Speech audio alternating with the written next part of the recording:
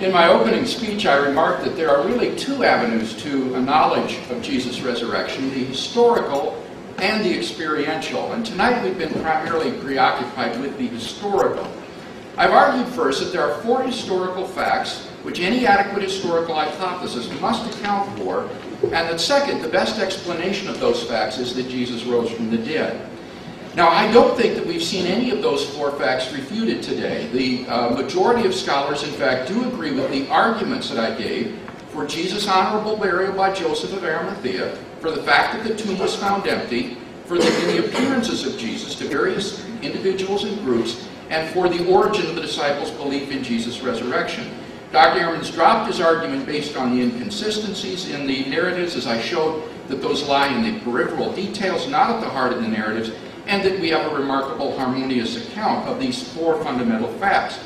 His only point that remained in the last speech was with respect to the women's role, and again I would simply suggest that as women disciples of Jesus who are faithful to Jesus and involved in his support and following him, they don't represent marginalized people. And besides that, is independently attested. This is not a mark and feature, remember. We have multiple independent sources of the women's role in the discovery of Jesus' empty tomb. So what about that second crucial contention that the resurrection of Jesus is the best explanation? I showed how the argument based on probability that he gives over and over again in his written word is fallacious. And he says, well, Hume isn't talking about my argument, he's talking about the impossibility of miracles. That is simply mistaken. Hume's argument is against the identification of miracles based upon their improbability. And that doesn't answer my fundamental point, that he cannot say the resurrection of Jesus is improbable, because he says the historian can't make judgments about that sort of thing. And even if it were improbable, he's got to consider all of the other evidence that would outbalance that. Now he says, well, look at these other hypotheses. Perhaps, for example, family members of Jesus stole the body. Isn't that more probable? Well, I don't think so. Notice there's no motive in that case for stealing the body. The family members of Jesus didn't believe in him during his lifetime. Nobody else other than Joseph and his servants and the women disciples even knew where the body had been interred. The time was insufficient for such a conspiracy to be hatched and launched between Friday night and Sunday morning.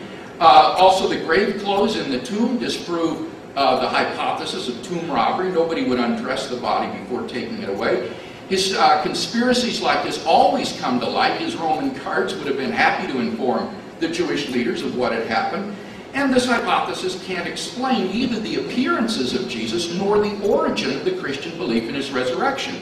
So for all those reasons, that's an improbable hypothesis.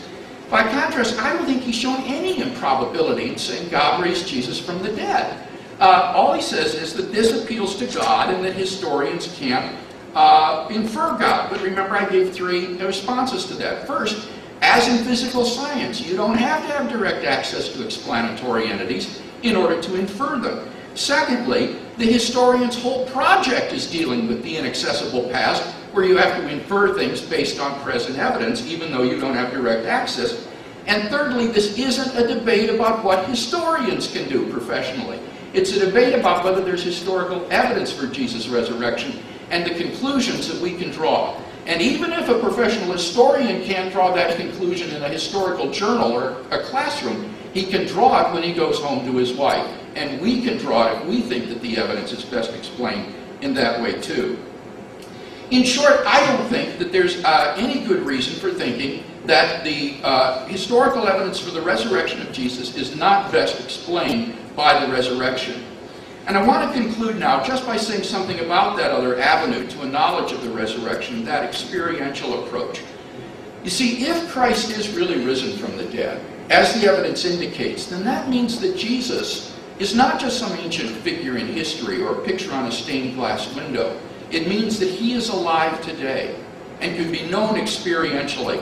For me, Christianity ceased to be just a religion or a code to live by when I gave my life to Christ and experienced a spiritual rebirth in my own life. God became a living reality to me.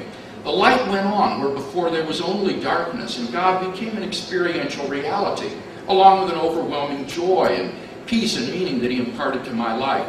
And I would simply say to you, if you're looking for that sort of meaning, purpose in life, then look not only at the historical evidence, but also pick up the New Testament, begin to read it, and ask yourself whether or not this could be the truth.